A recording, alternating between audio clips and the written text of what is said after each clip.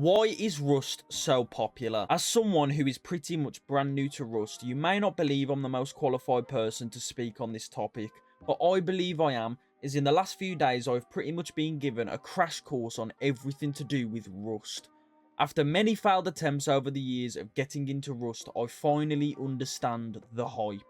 This game is a phenomenon, uncomparable to its competitors. A very simple concept with a beautiful execution. Let's dive into my first point. Number 1, the art of the grub. Grubbing is a concept of using the absolute worst weapons in the game, and instead of slowly working your way up, you instantly gain top tier loot by using those absolute poor excuses of weapons to kill someone who has that high tier loot you ever so desire. This may sound easy, but it is so much harder than you'd ever believe. Some of these weapons will take 10 shots just to take down one singular enemy, and some of them aren't even guaranteed to shoot when you try to. But all of that just makes it so much more satisfying when you actually achieve the goal, as you are taking yourself from the bottom of the food chain straight to the top in the matter of a few shots. And the dopamine hit you will get from this is next level. There aren't many feelings that can match it. Knowing you have just skipped hours and hours of grinding just to steal it from someone who has put in all of the legwork is genuinely incomparable to anything else. Which moves me beautifully onto my next point. Number 2, the roof camper. A very frowned upon yet slyly fun method of farming kills is the roof camp.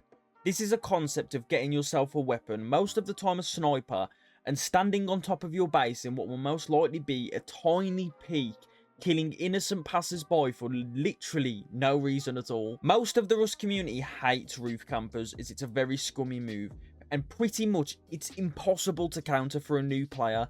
But with a lot of things in life, you hate when it's against you, but you can't help but abuse it when you're the one who's able to do it. Again, a word that will be used a ton this video is dopamine. The dopamine spike when you see that innocent passerby knowing you're about to ruin someone's day is unbeatable. But on the flip side, the drop in dopamine when you have just grinded and farmed for hours and hours and hours and hours just for some absolute scum to shoot you from on top of their base is one of the biggest reasons Rust is loved.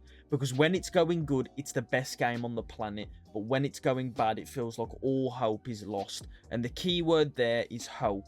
Because no matter what in Rust, you can never lose hope. There is always a way to get where you need to be. And that's why this is one of the only games I've ever known people to actually take pride in having such a large amount of hours. With no shame. 2,000 hours on most games is absurd. On Rust, that means you're a rookie with a lot still to learn. Number 3 is wipe day. The server has just wiped. Everyone is going to get on at the exact same time. All spawning with nothing. It's time to reinvent yourself. Maybe last wipe didn't go great. Maybe you were stuck at the bottom all wipe and couldn't find a way out of that hole. Now, none of this matters. You are being gifted a fresh start, a set amount of days to turn things around, and who knows, maybe this time you'll be the one at the top of the food chain. Maybe this time you'll be the one who, when you shoot your gun, everyone flocks towards you because they are dying for a chance to get their hands on that high tier loot. And that's the beauty of Rust. No matter what you are doing, you get unlimited second chances. If you aren't happy with how a wipe's going, wait for next wipe, or swap servers, or change your playstyle, or play solo, or with a Zerg. Unlike other survival games I've played, Rust is nowhere near as much of a grind, but it's still just as satisfying when you get to where you need to be. It's a beautiful concept of putting in work and getting to where you want to be. Which moves me on to my last point. Monuments. There are certain named monuments around the map that are great for loot, but always highly contested. They're great for PvP, but there's no worse feeling than being countered right at the last second by someone who has been sat there for what feels like hours, knowing you have just spent so much time grinding for someone else just to take the loot can absolutely kill your mood. But again, on the flip side, if you are the guy who has snuck up, waited, played their time and took someone else's hard work, as scummy as it is, the feeling is unbeatable. Rust is the biggest swing of emotions in a game I have ever played. When it's going good, it's going great, and when it's going bad, it is dire. But there is always hope, and that's what I believe a lot of the addiction comes from. There's always hope. You can always turn things around.